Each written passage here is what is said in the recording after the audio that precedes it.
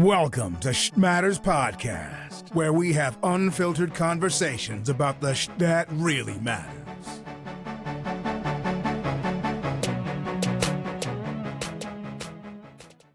Welcome to Shit Matters Podcast. I'm your co-host, Michael Burst, alongside Brandon and Josh. Kenny is in Italy living his best life right now on his honeymoon. So fuck him. Now I'm just playing.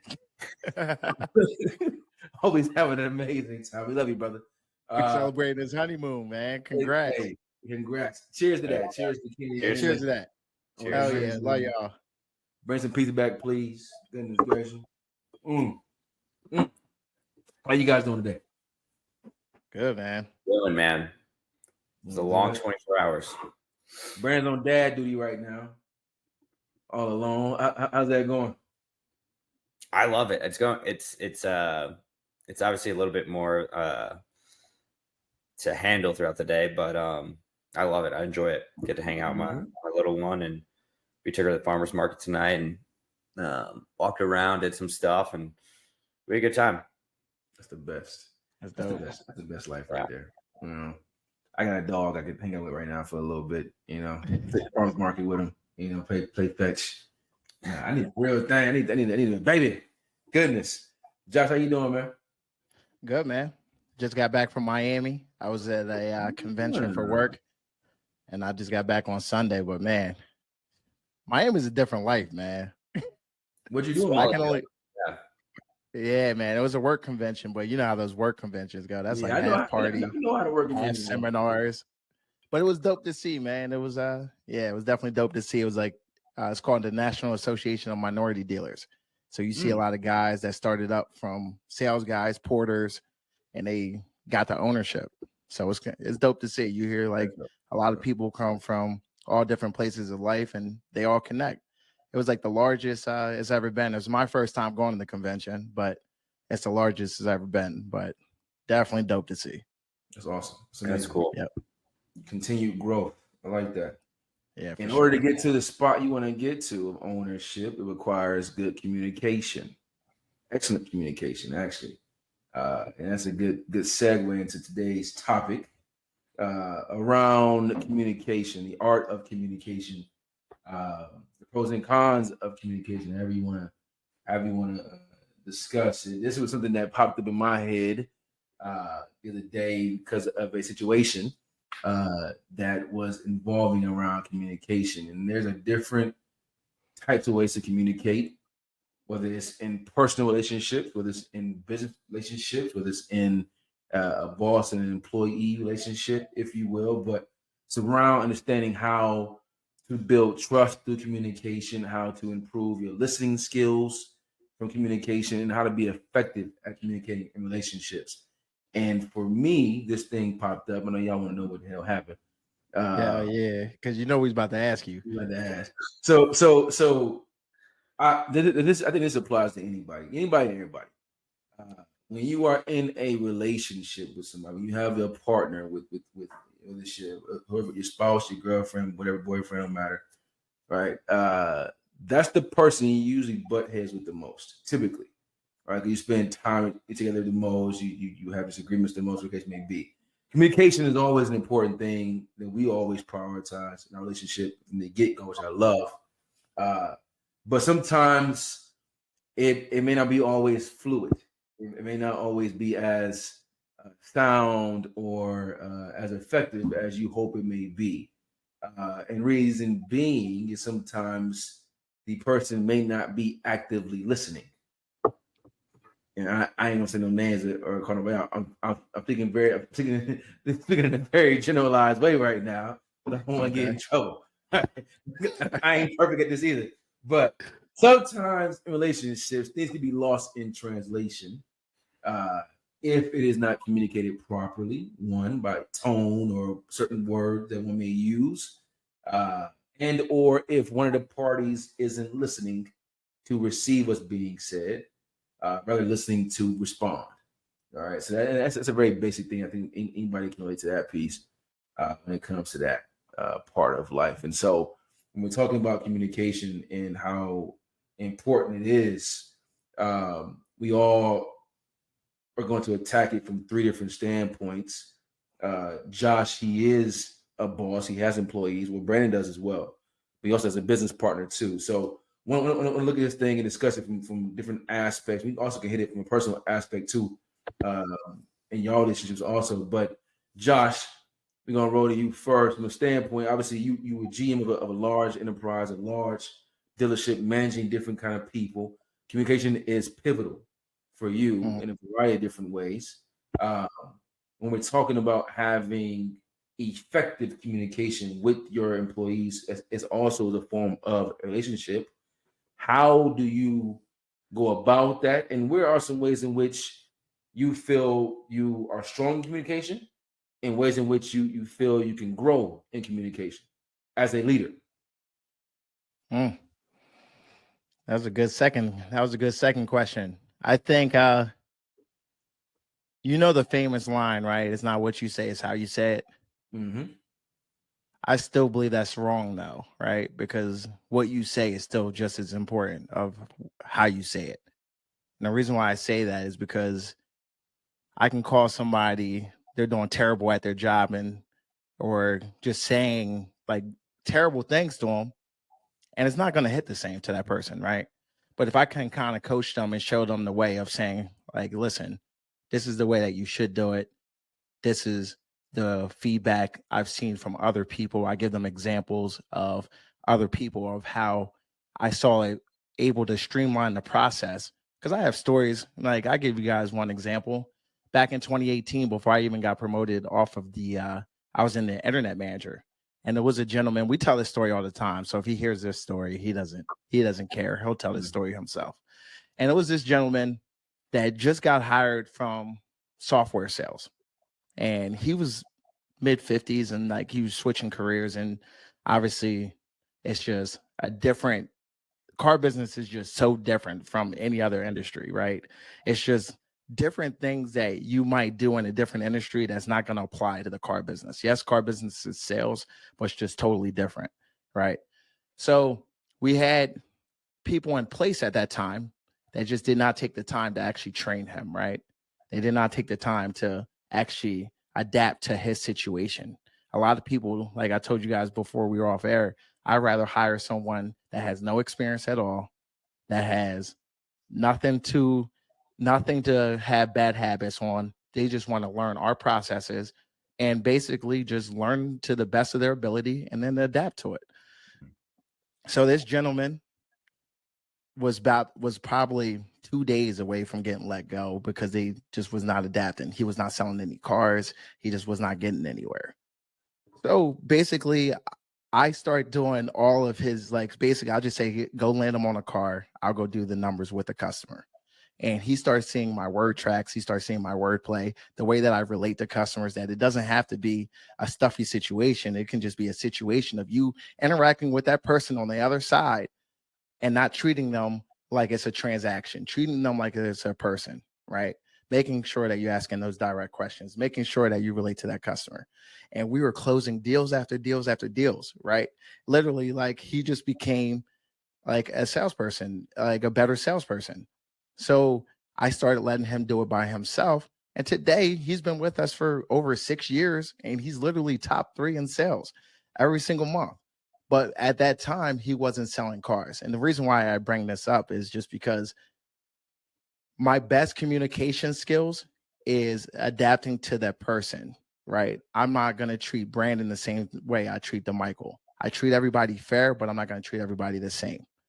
A flaw that I might have is that something I had to definitely adapt to is that, like, yeah, I'm a young person in my role.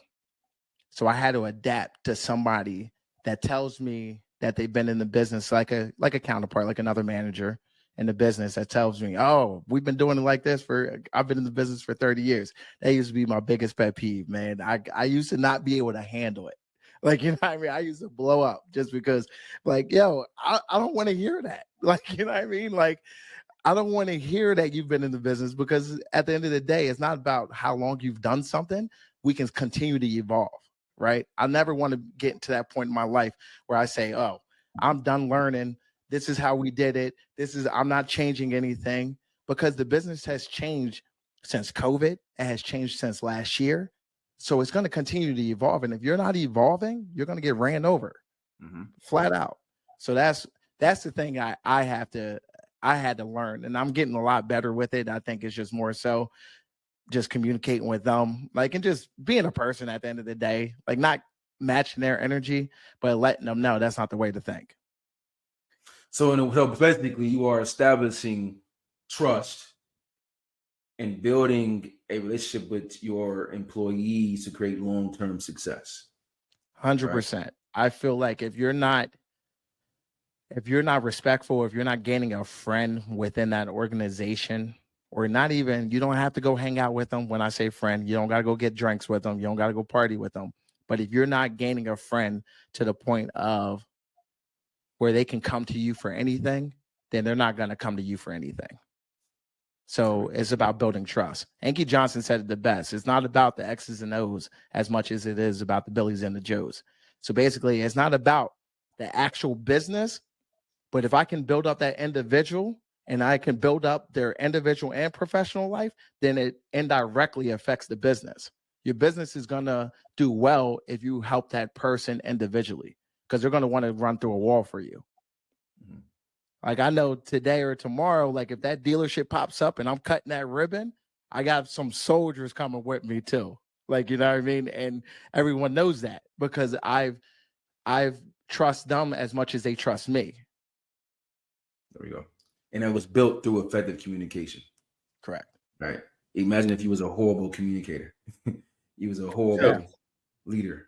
I was going to say, Josh, just to double back on that, like, is that something that you picked up on from, observing it from other people, or was that something that, that you had to learn throughout the process of like, okay, what I'm doing isn't working. Like, I need to figure it out on how I'm going to be able to lead these people and how I'm going to be able to communicate effectively to obviously grow the business, but, help them at the same time.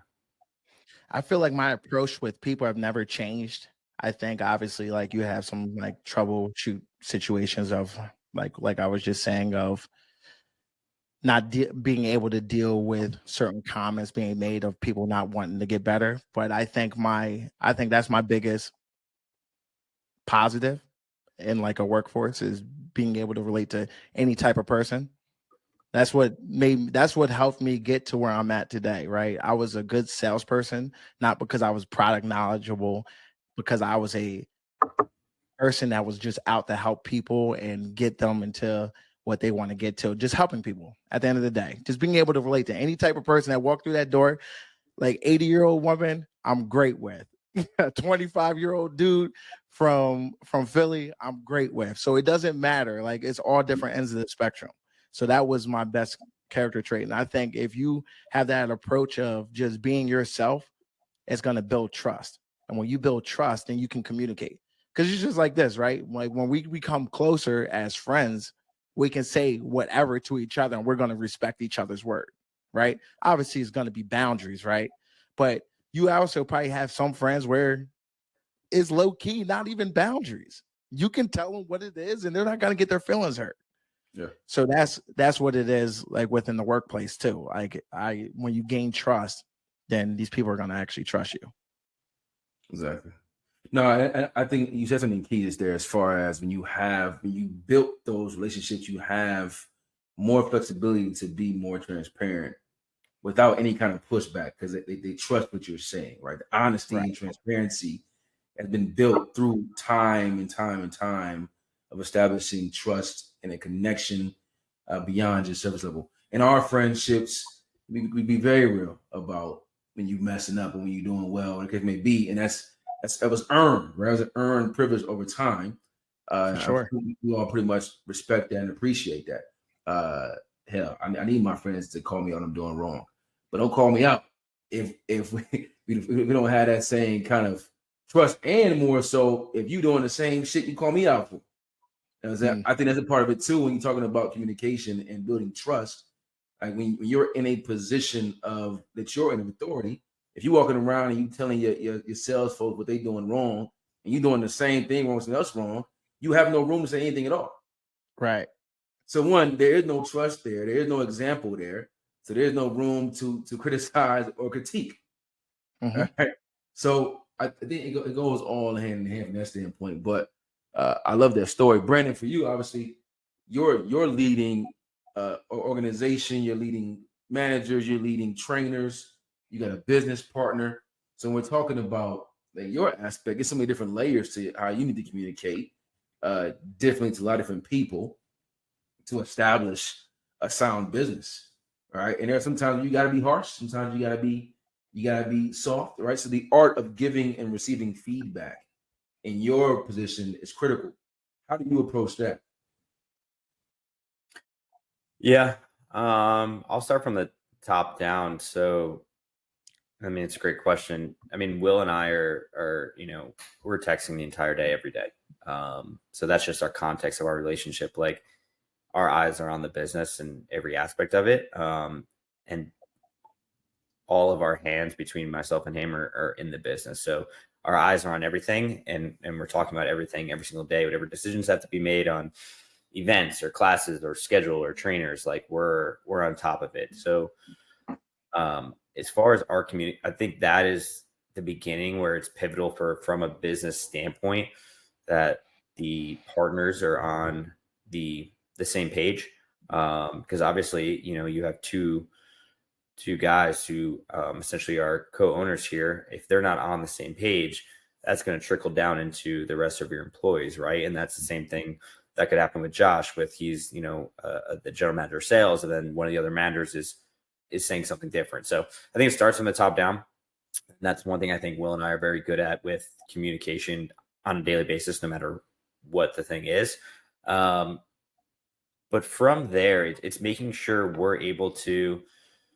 So we're still fresh on the business, right? So we're a couple years in, we're still building that vision essentially. So I'm going to take it from that perspective, where we have to relate the vision down to the trainers and, the lead trainer from that aspect, and let them know like why we're doing what we're doing.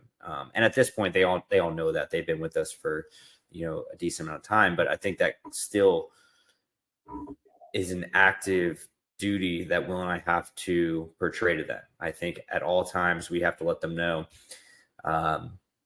this is where we're at, this is where we're going, this is how we're going to get there, right?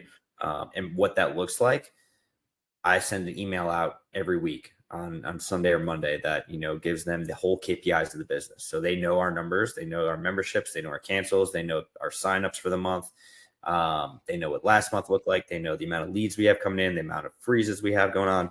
So they know everything, right? And I think that is a very vulnerable aspect for ownerships or owners to do. But I think it's a tremendous benefit, because you're so open with your employees, your staff, your team, that they want to help, right? It gives them that kind of that aspect of ownership themselves. Like, okay, this is where we're at. The guys have laid a vision for, this is where we're trying to get by the end of the year. This is what we need for, moving on to a next location. Like, I think that allows them the buy-in process to go even deeper by being completely vulnerable of where we stand at and where we need to go. And then Will and I have to address, how we're going to get there. So I think that's the first part, is being vulnerable from an ownership standpoint of letting them into the business. And I'm saying this from a perspective of a team of 6, right? So it's not a huge employee base that I'm dealing with. But from there, it's just maintaining communication with our trainers of, the product that they're delivering on the floor, making sure we have those conversations on daily with them as well. If there's, something that's top of mind, something that's bothering them, or something that's going great. Will and I have an open door policy. So it's, hey, shoot us a text. I think we have a group text with all the trainers, and then we have individual texts with all the trainers, just to let them know, like, hey, we're here for you, and we're here to help as much as possible, because we want to grow the gym, but we also want to grow us as individuals. And then if you want to grow the gym as well, like, awesome, great, let's do this. So I think an overarching aspect of what our communication looks like is just the open door policy. We're very vulnerable, and we're here, and we're very involved relationally with our trainers. We have a good relationship with all of them. We know what's going on outside the gym. We know what's going on inside the gym with them. And yes, to Josh's point, we do have friendships with them, but I think there still needs to be that idea that we are the owners and like this is the direction we're going. So I think there needs to be a fine line with that kind of friendship ownership standpoint, if that makes sense. Hopefully that answered your question. I definitely rambled a bit, but nah, you're good. You know, the biggest thing I liked on what you said is like you're giving them ownership, right? Like I feel like when you're giving someone that room to see everything that's going on, they like really want to empower themselves to continue to get better for the company and then better for themselves. Like you're just giving them room to grow. I think that's huge. Yeah, and that's one thing I didn't mention, but thank you for bringing it up. It's like the feedback, right? And DeMichael, that was part of your question. Like, how do you deal with, feedback both ways, right? So, Will and I have no problem giving feedback because we want them to provide the best product on the floor, and then we also want them to, be the best that they can be. But that goes both ways. That is part of the open door policy. Like, there's an issue if there's something that maybe you didn't like what Will and I are doing, or what I'm saying, like it could be anything. Like, let us know, and we're here, and we will schedule time to go get coffee with you or sit down in the gym, whatever it is. And like, I think that needs to be part of like when you're owning a small business. I think that line of communication has to be wide open. Otherwise, you are just kind of like, when you ever like twist a hose and the water doesn't come out, like think of that as like almost your lifeline of your business. Like, if you don't have that open door policy and that communication isn't back and forth, it's only going one way, like that water is going to stop flowing and that business is going to stop thriving. So to answer that feedback question, I think it has to go from ownership to employees and then employees back to ownership, because this is Will and I's first, brick and mortar business, right? So we're still learning every single day. We're not doing everything perfect. There's stuff that, I run into on a daily basis and I'm like, oh shit, like, next time I'm going to do that completely different because that didn't work out. But so having perspective from, trainers that sometimes are on the floor more than Will and me, as far as like client facing, like we need that feedback to grow and to prosper. It helps us get better, and it also helps the business get better, which is going to provide a better environment for the clientele at the end of the day. So, I think it's a two-way street for feedback as well. I love that analogy you said about the water hose. The water will stop flowing, and I think that's very well said. And again, I think if you guys are listening still, there's a theme here that I hope you're catching on. And it goes back to one, transparency. Brandon mentioned about being vulnerable as a business owner and showing his staff and his team how the business is doing, what's going well, what's not going well. That builds trust. All right. Josh mentioned trust a lot earlier as well.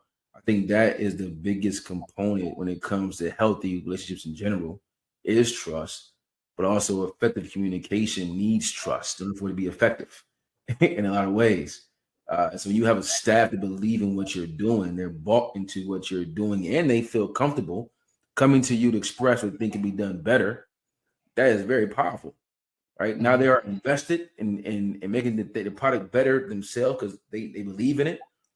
Versus if you only had it as a one-way policy and you only can give feedback and you can only critique, you have some unhappy employees. We see it all the time in corporate America. So having a culture of openness and transparency is very powerful. And again, that comes down to listening as well. We all know everybody's not good listeners. It took me time to become a good listener. And understand how to shut the hell up and just take something in and respond versus reacting. It can be very hard when you own a business and you got folks telling you what you're not doing right. If you're not mature enough, if you're not right within your heart and your own mind, you got employees telling you, "Hey, I don't like that."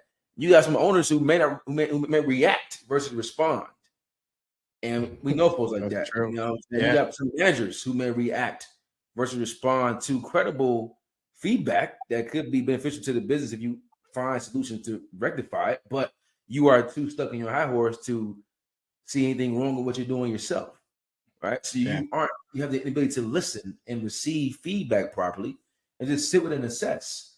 You may have a point there, right? And that happens all the time when it comes to relationships. And I stay on that heavy because most relationships struggle with communication. Just in general, you have two headstrong individuals that see certain things, certain ways, how they want to see it, and they have the inability to see somebody else's perspective. And it's tough when you're with somebody, uh, and you guys are struggling with that. Now, I think that's something that is a art to be worked on.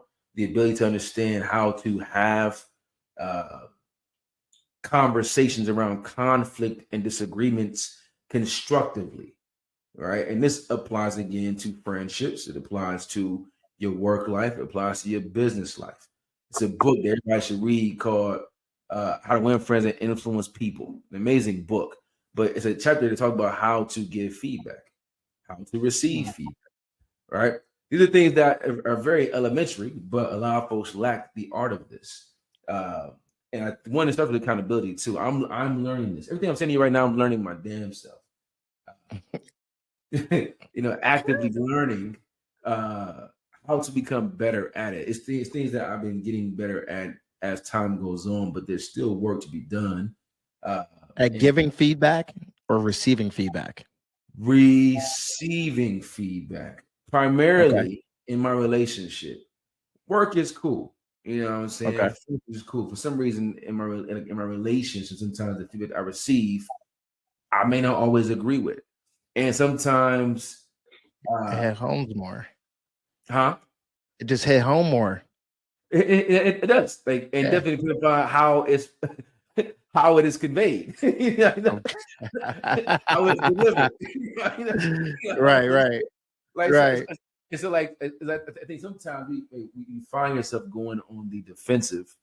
You don't even need to go on the defensive. Even if I think sometimes too, even if you don't think you are wrong in that situation, sometimes it may be worth it to just sit back and receive what somebody is saying and try to see it from their perspective and analyze what can you possibly tweak or change or adjust, and proceed forth from that standpoint. But I think there needs to be room in a relationship to where both individuals can give feedback and each person can receive it. Right. And that's something that she and I are both working on right now. And I don't mind saying it because our communication is amazing, but you have those breakdowns sometimes. It's just natural. But how do you address it? How do you move on from it? Yeah, for myself, like just in relationships, we usually wait until it gets to that like breaking point to address it. Or you might address a situation, and then all of a sudden it gets deflected back onto you of something you did wrong 3 weeks ago. If that makes sense. Like I used to have that happen a lot. You know what I mean? Like I might bring up something, we want better communication. I bring something up. I find out that I did something wrong 3 weeks ago. But why didn't it just become a problem back then? So that's when it becomes more of an argument because you should have brought it up back then. Mm-hmm. You bringing it up now is just a defensive mechanism. Yes, that's my thought on that one. But I think that's human nature, though, right? I think naturally. Go ahead, B. Yeah, I was gonna say. So I'm just gonna give an example before we start going hoorah for that. I'm gonna give some credibility on the opposite side. So I'll speak from my experience. I was that person in my early dating years and early relationship years where I would hold shit in just because I'm very I'm a solution seeker, and it's almost like I'll do it myself to get better, essentially, if that kind of gives you some context of how my mind works. And I'm very black and white. It's either a yes or a no. So for me, if it doesn't, I've always had that mindset. If it's not the biggest thing, I'm like, screw it, whatever, let's just keep going, yada, yada, yada, and then I get 3 or 4 months down the road and I'm like, actually, those last couple of things have been building up and I'm still holding it in at this point. You know what I'm saying? So I've been on that opposite side where it's when it does happen and when that argument does explode, it's partly on me for holding it in and not bringing it up at that point. But it's also, I'm trying to give that perspective from the other side where it's like, maybe I didn't think it was that big of an issue at the time, or maybe just out of fear, I didn't want to bring it up because there was going to be an argument about it, you know? And that could be just because I was immature at the time and I wasn't, you know, maybe fully comfortable on who I was. So maybe that's why I held it in, because I was avoiding a conversation that might lead to a breakup or might lead to the end of a business relationship, whatever it was, whatever situation. But I know I was there as a person, and that's something I had to work through. And kind of, you know, get more comfortable myself and be comfortable with essentially being vulnerable in communication with somebody that you're dating or have some sort of friendship with, and being like, hey, that shit actually kind of pissed me off, you know, or that rubbed me the wrong way. And maybe you simmer on it for 24 hours, but you bring it up that next day. So that's something I definitely had to work on. And I've been in that situation where I held it in, and you know, 3 months down the road, I'm like, well, you know, F this. This is what happened. You know? That's why I'm pissed off. And, you know, yeah, it feels defensive. You know? Take the gloves off. We fight. Yeah, it might come off defensive to that other person because you're like, you know, that was 3 months ago, dude. Like, why are you bringing it up now? But at the same time, it's like, it still was like a miscommunication from 3 months ago that could have been worked on. So I definitely see it both ways. But I was just kind of giving perspective from that opposite side, because I know that's something that I had to work on. No, that's yeah, that's good perspective right there. When I was a kid, my mom used to do that all the time, and my dad never understood it. Like she would, like to all of us, not like she would let things fester and just build a little small things, and then like let's say you did, like I remember I was a kid, bro. Like I did something that was very minute. And like her reaction to it was so explosive. And we was like, yeah. And I'm like, yo, what the hell? I did way worse shit than this. It turns out though, it was a culmination of all the other things that I had did, or that all of us had did. And you just happened to be the one messed up this day. And all that frustration came out on you. But like I think a lot of folks do that. They hold on things and it just festers like a ticking bomb. And then like the smallest thing happens and then they just react. All right. Yeah. There was a good piece of advice I got from a mentor back in the day. It was like, as far as being effective with, you know, if there is something that needs to be brought up. I forget exactly how it was said, but it's something like, you know, you said this, but this is the way I'm hearing it, or something like that. It was like how you open the conversation. Essentially like, hey, Josh, this is what you just said. This is the way I'm hearing it. Is that correct? You know, and kind of open the conversation up that way. And I think that's something I had to learn, but that's something that kind of helped me mitigate some different conversations throughout my life, of just getting to understand the miscommunication. But going back to your original point to Mike, active listening, I think it's a very undervalued superpower for people.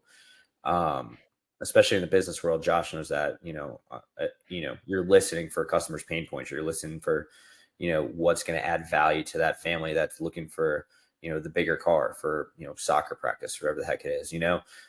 So that active listening is going to allow you to get that. But if you're not active listening, which this isn't a true stat, but 90% of people are just waiting to respond. They're not, you know, waiting to actually listen to you. You're able to have a true conversation with someone where that communication is going to go to a deeper level, rather than you just, you know, kind of having surface level conversation back and forth, because you're actually not paying attention to what that person just said to you. So yeah, back to your point, I think that is a superpower, and something that very undervalued, very underutilized, and something that is a skill that needs to be learned. Some people are better at it than others. But it's also something where you can get very good and then forget about it as well, which is in that same book as well. So I love what you said just now around what the guy was saying around when somebody said something to you, to repeat back what you heard. One, that's a form of active listening as well, but also two is just clarifying and removing any possibility of there being a misunderstanding of what somebody has said to you. But there needs to be room for both parties to be able to do that. Right? right, as well. Like the person who has said something, I have to allow you. Because be, oh, you know what I said. You heard what I said. Like, no, I know, but I'm trying to verify. This is how I receive what you said. Am I receiving it properly? You know what I'm saying? That's a very powerful thing. But like that whole thing with active listening, I think that in itself also builds trust, right?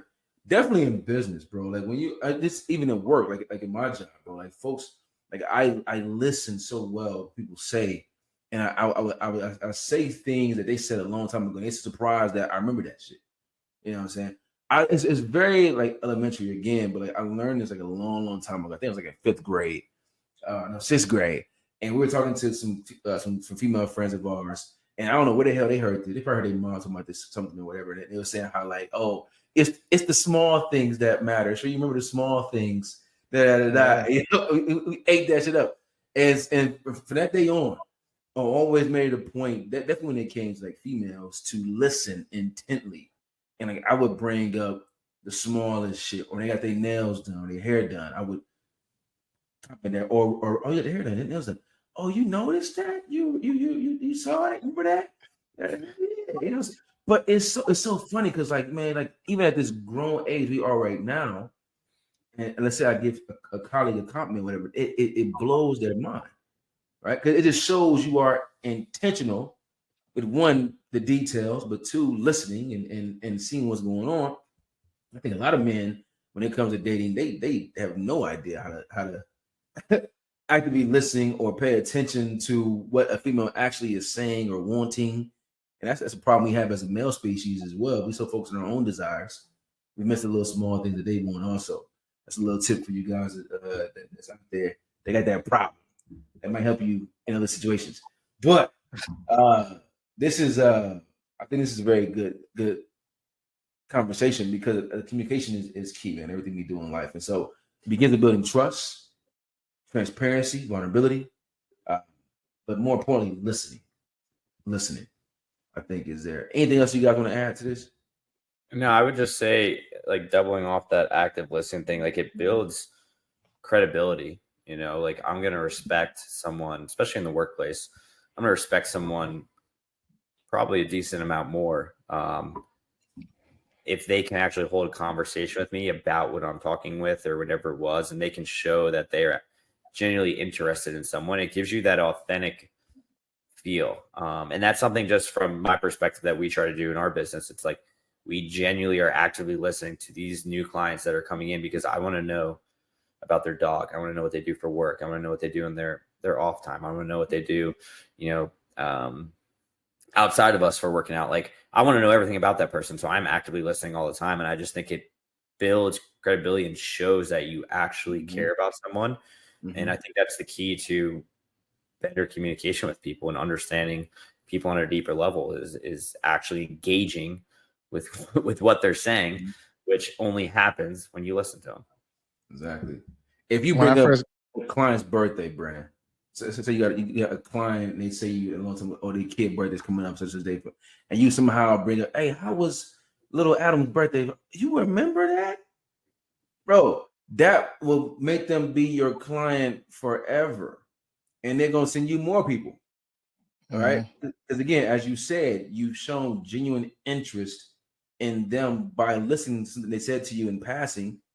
They told you ass. You know, that's the small things. Small things. That's what you're gonna say, Josh?